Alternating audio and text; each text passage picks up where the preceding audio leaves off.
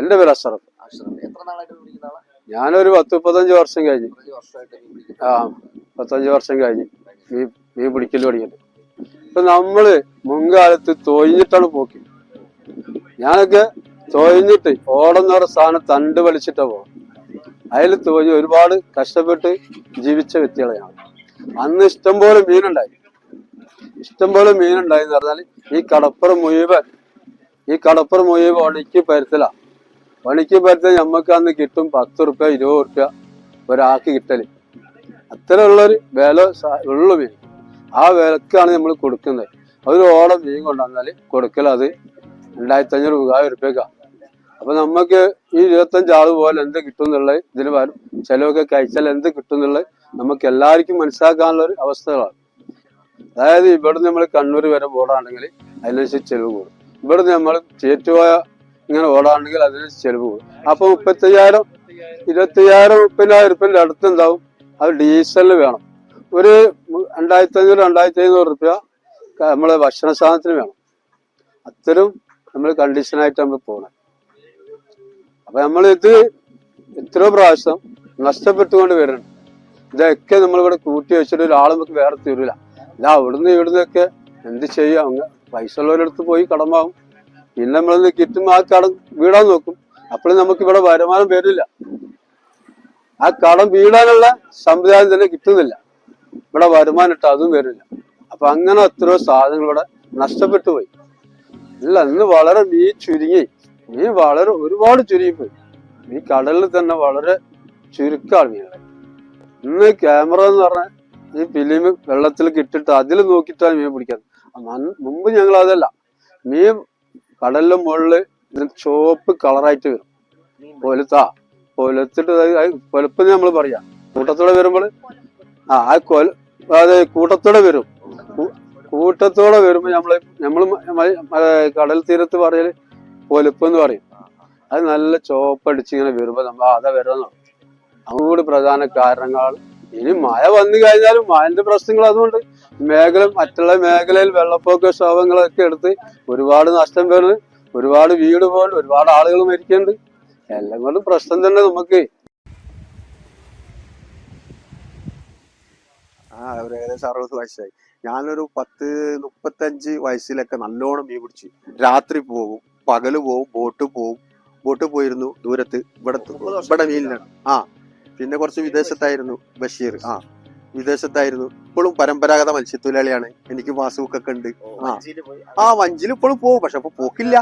നമ്മളെ ആരോഗ്യത്തിന്റെ അപ്പൊ ഒരുപാട് മീൻ തന്നെ നാശനഷ്ടം വന്നിട്ടുണ്ട്. പ്ലാസ്റ്റിക് കാരണമല്ല, അത് ഈ മീൻ പിടുത്തം കൊണ്ടാണ്. വിദേശ രാജ്യങ്ങളിലെ പിടുത്തം കൊണ്ട് അടവ്, കുണ്ടാടി, കോര, മാന്തള്, ബാമീന്, പൊമ്മീന്, വരിമീന്, കോര തന്നെ പല ഐറ്റംസ് കോരകളുണ്ട്. ആ മീനുകളൊന്നും ഇപ്പൊ കാണില്ല. മത്സ്യത്തൊഴിലാളിക്ക് പല ആനുകൂല്യം അത് അറിയാതെ പോവാണ് മത്സ്യത്തൊഴിലാളികൾ. എന്തൊക്കെ ആനുകൂല്യം എനിക്കുണ്ടെന്നുള്ളത്, മരണാന്തര സഹായം, വിവാഹധന സഹായം, വീട്, ലൈഫ്, പിന്നെ മോട്ടോർ വാഹനം, ഫിഷറീസ് ചേമൻ ഇതിന്ന് അപേക്ഷ കൊടുത്താൽ ക്ലിയർ ആണ്, രേഖകൾ ക്ലിയർ ആണ്, കൊടുക്കുന്നുണ്ട് സാധനങ്ങളൊക്കെ. അപ്പൊ ആ കാര്യങ്ങളൊക്കെ വളരെ വിഷമാണ്. മത്സ്യത്തൊഴിലാളികൾക്ക് വേണ്ടി സർക്കാരിന്റെ ഭാഗത്ത് നിന്ന് ആനുകൂല്യങ്ങൾ ഉണ്ടാവും എന്ന് വിശ്വസിക്കുന്ന ആളാണ് ഞാൻ. ഈ പ്രസ് പൊളിച്ചിട്ടാണ് ഇവിടെ ഫിഷ്ലാൻഡ് സെന്റർ കലാതം മാസ്റ്ററാണ് ഈ ഫിഷ്ലാൻഡ് സെന്റർ കൊണ്ടുവരാൻ 1986 ആ സമയത്തുള്ള ഫിഷ്ലാൻഡ് ഇപ്പൊ നമ്മളിവിടെ നിൽക്കണേ. എന്നാലോ ഇവിടെ അക്കാലത്ത് പരപ്പനങ്ങാടിനേക്കാളും ബേപ്പൂരിനേക്കാളും കൂടുതൽ മീൻ പിടിച്ച സ്ഥലമാണ് വള്ളിക്കുന്ന് പഞ്ചായത്ത്. നല്ലതുപോലെ യുവാക്കൾ രംഗത്ത് വരുന്നുണ്ട്. പഠിച്ച കുട്ടികൾ തന്നെ വരുന്നുണ്ട്. അത് ഇപ്പൊ കമ്പ്യൂട്ടർ മേഖല ആണല്ലോ മൊത്തം. മീൻ എവിടെയൊക്കെ ഉണ്ടെന്ന് ക്യാമറയിൽ അടിച്ചു നോക്കിയാൽ കാണാം. ഇല്ലാത്തത് ഉള്ളത് അപ്പഴത്തിനപ്പം അറിയാം. പറഞ്ഞില്ലേ, മാക്രിയാണ് ഇവിടെ നമ്മളാകെ പ്രശ്നം. ഈ വല പോലത്ത് മീൻ അടിച്ചു പിടിച്ച് ഇത് കംപ്ലീറ്റ് തുളച്ച് കയറിങ്ങാണ്ടുള്ള വല നശിപ്പിക്കുകയും ചെയ്യുന്ന മീൻ പുറത്തു പോവുകയും ചെയ്യും. ഇതിന് ഓട്ടം ഉണ്ടാക്കിയിട്ട് മാക്രി ഇവിടെ അത് വലിയ പ്രശ്നമാണ്. പിന്നെ കാലാവസ്ഥക്കനുസരിച്ച് ചിലപ്പം മീനില്ലാതെ വരും. അത് കാലാവസ്ഥ എന്ന് പറയുന്നത് ഇപ്പോഴത്തെ ന്യൂനമർദ്ദനാണ് ഏറ്റവും വലിയ പ്രശ്നം. ന്യൂനമർദ്ദനം മത്സ്യത്തൊഴിലാളികൾക്ക് ബാധിക്കുന്ന കേസാണ്. അപ്പൊ ഇപ്പോഴത്തെ കണ്ടീഷൻ അനുസരിച്ച് വെച്ചാല് ഇവിടുത്തെ അവസ്ഥ വളരെ മോശമാണ്. പരവാരികൾ ഇപ്പൊ കണ്ടില്ല, വലകളൊക്കെ കിടക്കണ്ടില്ലേ. പണിക്ക് പോണ ആൾക്കാർ ഇവരൊന്നും ഇപ്പൊ നിങ്ങൾ കാണാൻ ഇടയായത് പണിക്ക് പോകാത്തോണ്ട് കാണണ ഇല്ല, ഇവരൊന്നും ഉണ്ടാവില്ല. തുടർച്ചയായിട്ട് 3 മാസമായി. വളരെ മോശമാണ്. വളരെ മോശം. ഇത്രയും മോശം അടുത്ത കാലത്ത് ഉണ്ടായിട്ടില്ല എന്നാ പറയാനുള്ളത്. ആ ഒരു ഭാഗം എന്ന് പറഞ്ഞാൽ ഇവിടുന്ന് കോഴിക്കോടക്ക് ഓടണതിനെക്കാട്ടി ദൂരം അവര് തണ്ട് വലിച്ച് ചുക്കാനിങ്ങനെ തോഞ്ഞാണ് ഒരു പോക്ക്. അന്ന് അവരുടെ ഭക്ഷണം എന്താണ്? കുറഞ്ഞ അവലി ഉണ്ടാവും, കഞ്ഞി എന്ന് പറഞ്ഞാൽ അതിൽ പറ്റി കാണാൻ പറ്റൂല. അങ്ങനത്തെ അവസ്ഥയിലായിരുന്നു അവരൊക്കെ.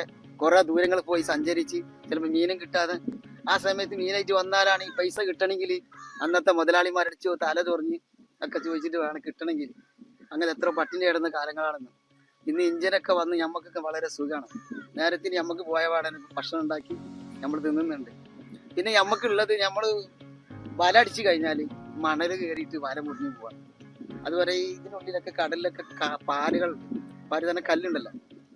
ഈ കല്ല് കുടുങ്ങിയിട്ട് വല നശിപ്പിൽ ലക്ഷക്കണക്കിന് നഷ്ടങ്ങളാണ് ഈ മത്സ്യത്തൊഴിലാളികൾക്ക്. അതുകൊണ്ടാണ് ഇവർ ഉയരങ്ങളിൽ എത്താത്തത്. അപ്പോൾ ഇതിനുള്ളൊരു പദ്ധതി നമ്മളെ ഗവൺമെന്റ് കാണണം. ഞങ്ങളൊക്കെ പൂളത്തി എന്ന് പറഞ്ഞ സ്ഥലത്ത് നിന്ന് കൊണ്ടുവരുന്നുണ്ട്. അന്ന് നമുക്കൊക്കെ എങ്ങനെ പോയാലും കടങ്ങൾ വരില്ല. ഇന്ന് അതൊക്കെ കട്ട് ചെയ്ത് മത്സ്യത്തൊഴിലാളികൾ വേണ്ട എന്ന ലക്ഷ്യം നമ്മൾ ഗവൺമെന്റിനുള്ള എല്ലാ ഗവൺമെന്റും ഏത് ഗവൺമെന്റ് ആയാലും. മുമ്പൊക്കെ ഞങ്ങൾക്ക് പെട്രോളൊക്കെ ഞങ്ങൾ കൊണ്ടുവന്നേരാം. പൂളത്തി എന്ന് പറഞ്ഞ സ്ഥലത്ത് നിന്ന് പരിപാടിനൊക്കെ എല്ലാ ഇഞ്ചിനും കട്ട് ചെയ്ത് പോവാണ് ഇപ്പോ വേണ്ട മത്സ്യത്തൊഴിലാളി.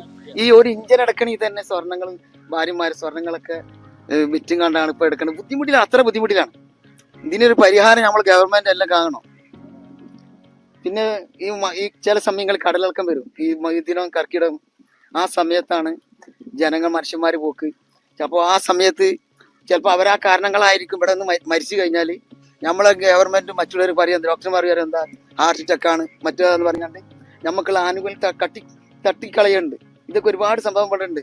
കുറെ മുമ്പൊക്കെ ഞങ്ങളെ ഈ ഭാഗത്താണ് വടക്കുന്നും തെക്കുന്നും വഞ്ചിക്കാരൊക്കെ വന്ന് പിടിക്കുന്നത്. ഈ പള്ളിന്റെ ആ ബീച്ച് പള്ളി ഉണ്ടല്ലോ അവിടെ. അപ്പൊ നല്ലൊരു മത്സ്യത്തൊഴിലാളികൾക്ക് മീനും നല്ല ചാകര ഉണ്ടായിരുന്നു. ഇപ്പോൾ ഹാർബർ ഇല്ലാത്തതിന്റെ പേരിൽ വലിയ ബുദ്ധിമുട്ടിലാണ്. ഈ സൂര്യൻ ഇങ്ങനെ വട്ടിടുന്ന സമയം ഉണ്ടല്ലോ, സൂര്യൻ ഇങ്ങനെ നമ്മൾ പറയില്ല വട്ടിടുന്നെന്ന്, ആ സമയത്ത് നമ്മുടെ കടൽക്ഷോഭങ്ങളും കൂടും മറ്റുള്ളതൊക്കെ വരല്. പിന്നെ മുമ്പൊക്കെ ഇപ്പോഴാണ് ഈ ക്യാമറ ഒക്കെ വന്നത് ഇപ്പോഴാണ്. അതിനു മുമ്പിൽ മീനൊക്കെ വന്നാൽ ഈ വെടിനാറിനെന്ന് പറയും, നൊരങ്ങനെ ഇടും. നൊരണ്ടല്ലോ കടലിങ്ങനെ നൊരകൾ പൊന്തുമല്ലോ, ആ സമയത്ത് മത്തി വരുന്നതൊക്കെ ഞങ്ങൾക്ക് അറിയാൻ കഴിയും. അങ്ങനെ ഞങ്ങൾ അത് കണ്ട് വലടിക്കും. ഇപ്പോൾ നമുക്ക് നല്ല സഹായമായിട്ടാണ് കമ്പ്യൂട്ടറും ഇതൊക്കെ വന്നിക്കണം, മൊബൈലൊക്കെ. ഇനി എന്തെങ്കിലും നിങ്ങൾ ചോദിക്കാണ്ടി പറയണം. മുമ്പത്തെ ജീവിതമാണ്. ഇപ്പൊ നമ്മളെ ഈ മത്തി വന്നാല് എങ്ങനെയാണെന്ന് അറിയില്ല. മത്തി വെടിനാച്ചെന്ന് അറിയും. ഒരു നാച്ചുണ്ടല്ലോ, അതിന്റെ വാസന ഉണ്ടാവും. അപ്പൊ അറിയും മീൻ വരുന്നുണ്ടെന്ന് അറിയും. പിന്നെ ഈ മീൻ വന്ന് ഈ ആയക്കടലിൽ കൂടി പോകുമ്പോ അതിന്റെ എന്താ വട്ടം ഇങ്ങനെ ഇട്ടിട്ട് കറങ്ങി ഒലിയ ഇങ്ങനെ വരുന്നല്ലോ ഉണ്ടാവും. പിന്നെ നൊരണ്ടല്ലോ കടലിൽ കൂടി വരുന്ന നൊരകൾ ഇങ്ങനെ മേലക്ക് ഇങ്ങനെ കുമ്പിളിട്ട് ഇങ്ങനെ വരും. ആ സമയം അതുപോലെ തന്നെയാണ് ഈ കടൽ ഇളകുന്നുണ്ടെങ്കിൽ ഈ നൊര ഇങ്ങനെ പൊന്തി കഴിഞ്ഞാലും ആ സമയത്ത് കടലിളക്കാന്നുള്ള ഞങ്ങൾക്ക് ഇങ്ങനെ ഉണ്ടാവുന്നില്ല. അതും ഞങ്ങൾക്ക് ഈ പുറത്തം കിട്ടിയിട്ടുണ്ട്. ലഭ്യത വളരെ കുറവാണ്. പഴയ കാലഘട്ടം മാതിരിയല്ല. കടലിൽ ഈ പല സംഭവങ്ങളും നടന്നുകൊണ്ടിരിക്കുന്നുണ്ട് ഭൂമിയിൽ. ഏറ്റവും കൂടുതൽ ഈ മത്സ്യത്തൊഴിൽ 90% ആൾക്കാരും ഈ ജോലി ഇല്ലെങ്കിൽ ഈ ജോലിനെ മാത്രം ആശ്രയിച്ച് നിൽക്കുകയാണ്. വേറെ പുറത്തു പോയിട്ട് വേറൊരു ജോലി അങ്ങനെ എടുക്കണമായിട്ട് കണ്ടിട്ടില്ല, അപൂർവ ആൾക്കാർ. പിന്നെ ഈ ഒഴിവ് സമയങ്ങൾ വരുന്ന സമയത്ത്, ഈ പണിയില്ലാത്ത സമയം വരുമ്പോൾ ഇതിന്റെ അറ്റകുറ്റപ്പണികൾ തീർക്കലാണ് പൊതുവെ. അന്നേരം ഈ തന്നെ പട്ടിണി തന്നെ. ആ സമയങ്ങളിലാണ് ഈ സ്വർണ്ണങ്ങളൊക്കെ കൊണ്ടുപോയി വെക്കലും അതായിട്ടാണ് മുന്നോട്ട് പോകല്. കടലിൽ ഈ മണ്ണ് താഴ്ന്ന് ഇങ്ങനെ ഇളകിക്കൊണ്ടിരിക്കണേണ്. മണ്ണിങ്ങനെ ഇളകിക്കൊണ്ടിരിക്കണേണ്. ഈ സാധാരണ ഈ നോർമലായിട്ട് കിടക്കുന്ന സമയങ്ങളിൽ കടലിൽ പല സംഭവങ്ങൾ നടന്നിട്ടുണ്ട്. അതിനനുസരിച്ച് ഈ മണ്ണുകൾ ഇളകിയിട്ട് അതിൽ ഇങ്ങനെ പൊന്തിട്ട് വന്നിട്ട് അതിൻ്റെ അകത്ത് വല കോരുമ്പോൾ വല പൊട്ടിപ്പോകും. അത് കൂടുതൽ ഈ ഭൂമിന്റെ അടിയിൽ നിന്നാണ് പല സംഭവങ്ങൾ നടക്കേണ്ടത് കടലിൽ. അപ്പൊ നമ്മൾ സാധാരണ ഒരു സമയത്ത് അവിടെ പോയി പണിയെടുക്കും, പിറ്റേ ദിവസം പോയി കഴിഞ്ഞാൽ ആ രീതിയിലായിരിക്കില്ല ആ കടലിൽ അവിടെ സംഭവിക്കണം. അങ്ങനെ പല മാറ്റങ്ങളും കടലിൽ സംഭവിച്ചു കൊണ്ടിരിക്കുന്നുണ്ട്. അങ്ങനെ ഒരുപാട് കേടുപാടുകൾ സംഭവിക്കാം. ഒരുപാട് വലകളൊക്കെ ലക്ഷക്കണക്കിന് റുപ്യന്റെ വലകളൊക്കെ നഷ്ടപ്പെട്ടു. നമ്മളെന്ന് പറയുമ്പോൾ ഇപ്പൊ നമുക്ക് ഈ കടലിൽ പോകുമ്പോൾ നമുക്ക് ഈ ഏരിയയിൽ ഇത്ര മാറൽ നമുക്ക് ഒരുവിധം കണക്കുണ്ട്. നമുക്ക് നോക്കിയാൽ ഇതൊക്കെ മനസ്സിലാക്കാൻ പറ്റും. അതിന്റെ ഏരിയയാണ്, ഇവിടെ കല്ലില്ല പാറല്ല എന്ന് പറയുന്ന ഒരുപാട് ഏരിയകളുണ്ട്. ആ ഏരിയയിൽ ഞങ്ങൾക്ക് ശരിക്കും വലയിടാം. അവിടെ വലയിടുന്ന സമയത്ത് ഞങ്ങൾക്ക് ഈ വലയുടെ കംപ്ലൈന്റുകൾ സംഭവിക്കുന്നു. അപ്പൊ കടലിൽ ഒരുപാട് സംഭവങ്ങൾ നടന്നുകൊണ്ടിരിക്കും. അങ്ങനെ പല പ്രശ്നങ്ങളും തരണം ചെയ്തിട്ട് ഇത് മുന്നോട്ട് കൊണ്ടുപോകണമെങ്കിൽ ഇപ്പോൾ ഒരു ദിവസത്തെ ചെലവ് തന്നെ 50,000 അടുത്ത് ചെലവ് വരും ഒരു ബോട്ട് കടലിൽ പോകണമെങ്കിൽ. ശരി ഇതിൽ കൂടുതൽ വിദേശ കപ്പലുകളൊക്കെയാണ് ഈ കടലിന്റെ ഉൾക്കടലിൽ വന്നിട്ട് പണിയെടുത്ത് പോകുന്നത്. അതിൽ വലിയ വലിയ മീനുകളൊക്കെ അവർ കൊണ്ടുപോകണേ. ഇപ്പോൾ കരിമണൽ ഖനനം എന്ന് പറഞ്ഞിട്ട് ഒരു സംവിധാനം ഇപ്പോൾ വരുന്നുണ്ട്. അത് പിന്നെ മത്സ്യത്തൊഴിലാളികളെ ചൂഷണം ചെയ്യുകയാണ് ചെയ്യുന്നത്.